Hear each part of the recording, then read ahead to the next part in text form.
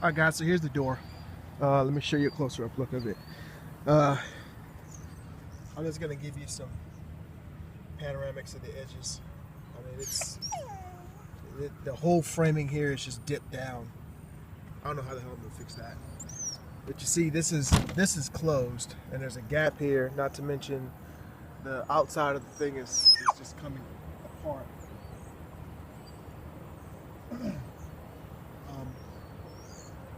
I have this shoved in now, but before, as you can see, there's a gap up here where the paneling for the door is coming out. I've had to shove this back around the edges, as you can see right here. It's coming out. It's coming out of the door right there. There you go. It's falling apart, guys. It's simply falling apart. From just what I can tell, I mean, if you can look in there right now, that's styrofoam. Let me tell you where the styrofoam goes. This entire center part of the door, nothing but styrofoam. All of it, styrofoam. This window is held in by styrofoam. There is a piece of 2x4, 2x2 here on the side, and looks like maybe a piece of 2x2, maybe a piece of 2x2 here. But it is mostly styrofoam. This door is very weak. As you can see, the covering has been coming off because it's been shifting left and right. The outside of it is damaged. My biggest concern is getting these back in properly, and having them line back up with that door once I square this door up. That's going to be a huge problem for me. So the first thing is to take the door down, and the way we're going to do that is, if you look here on the hinge, there are 3 screws, and that's for each hinge. One up there, and the one down here. So take those 3 screws out, and then we'll take the door down, and then proceed to take the door apart very carefully to find out how it's put together. Alright guys, let me go ahead and start taking this apart. So I'm just going to show you where this came from. So this is the latch on the inside of the door. I basically took those 4 screws out. This little part of the handle comes off, and it just slides right off of there.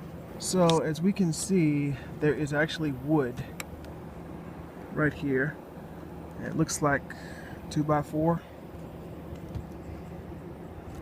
It's just an opening right here.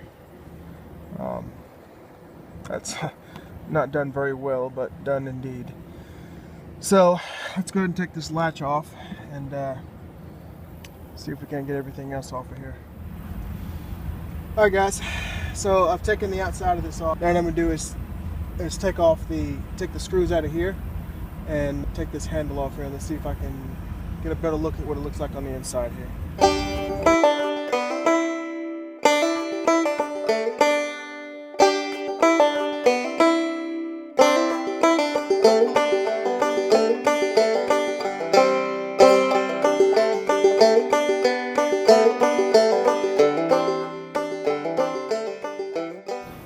Alright guys, so after more inspection of this, what we have here is they just built a little piece of wood framing that just goes from here up to here. So just this piece is wood, okay? And this is a 1x2 on this side here. This is a 2x4 or 2x1.5, and a 2x1.5 here. So they just stiffened up the lock area, and the rest of this is just styrofoam. All this is just styrofoam. All the way up to the top there is just styrofoam. Okay.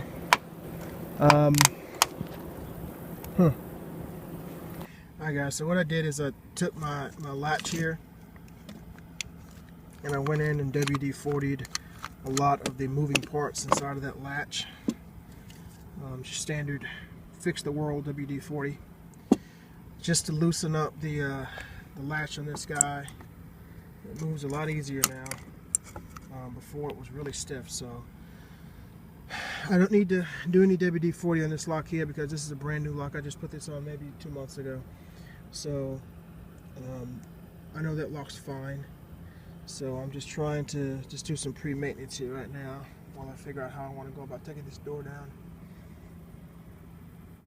Alright guys, so I went to Lowe's and figured out that I would need a 2x4, which would be enough to brace the center and up under this window and across the top here. And then this is a 2x3, which I'm going to use on the sides here. We're going to use a trailer as a working platform for right now. So the door is coming down. Put back better than it was. Okay, so first up, like I said earlier, we're going to take all these screws off the hinges and take the door down, and then we're going to proceed to take the window off, and then we'll take the framing around the window, around the door off, and basically see how the door is actually put together and see if we can duplicate and make better the door without making it too heavy. Like I said, there's our wood to work with today, which will be plenty for what we got to do. So let's get to it. Alrighty, so we're headed back to Lowe's to get some 1x8s, which will cut us 3 boards that we need to replace it. So it's actually not that bad. The only part that's rotted is the one that's on the hinge side and the one that's on the bottom. So looks like they got 1x in there, which seemed to be holding it rather well. And the only reason why it started falling apart is because the bottom one rotted away from the hinge side. So that's why it started falling apart. So, but we're going to try to get it all put back together. So cross your fingers, guys, so we can get this done. Since this keyway frame is actually a good part, we're just going to reuse this guy and frame around it. Alrighty, change of plans. We going to be using a couple of 1x2s and replacing on the outside frame here. So these are 1x2s, and we'll basically frame out the outside of this guy, and we'll have enough to go in between the inside of the door too. So that's the plan. Alrighty guys, so here's the finished result.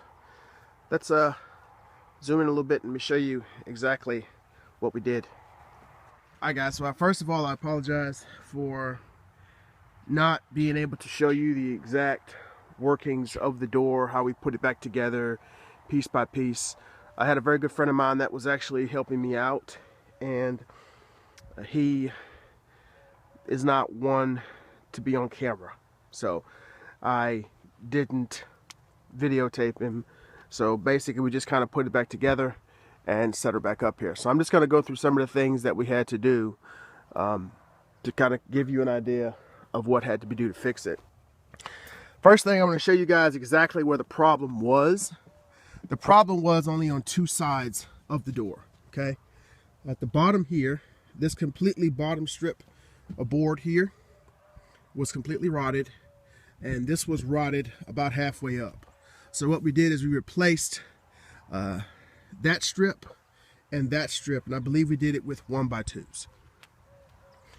When we got everything put back together, what I did is around the door where the this fiberglass setting and the door is, I went around it with some caulking, and then I went over it with Flex Seal. I did the exact same thing with the window here, which I told you guys all this in here is nothing but styrofoam.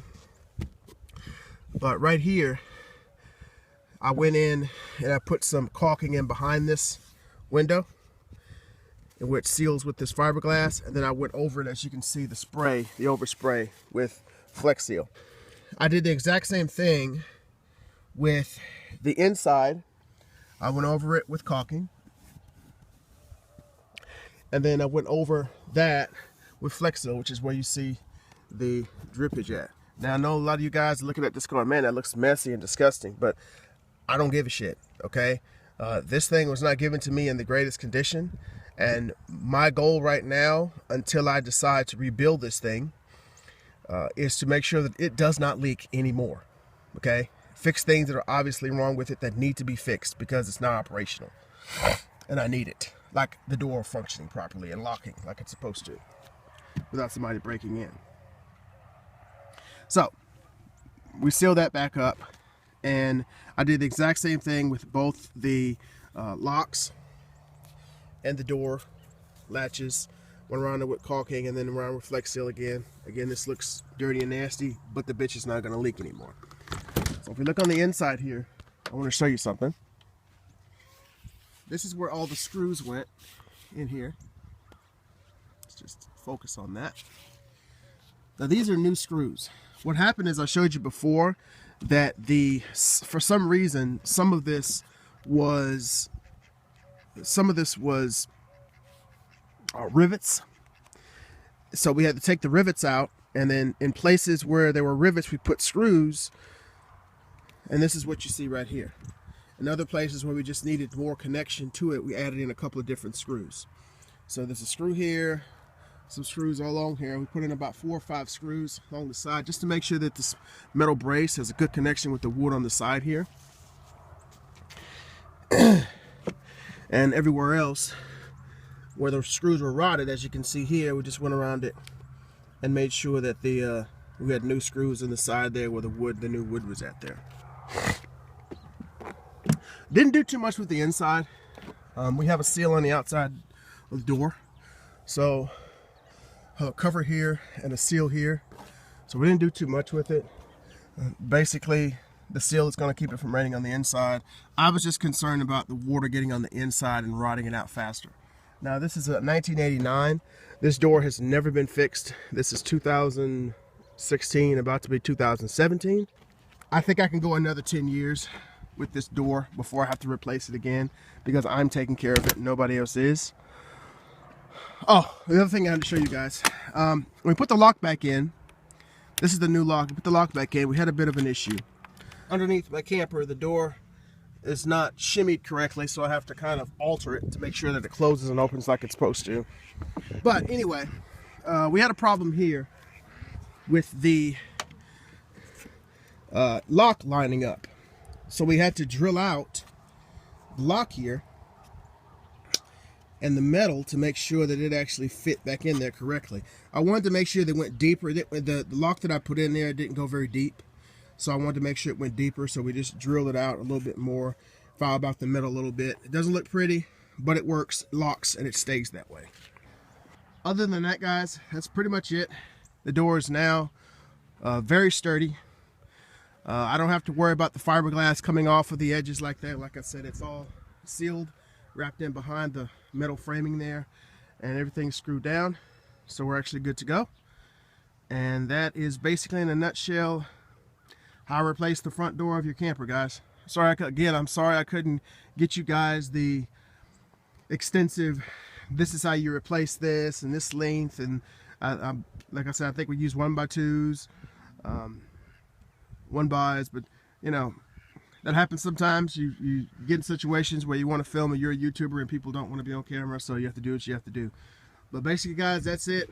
Thank you guys for watching the video, being patient, and we'll see you next time on Camperin' with Camo.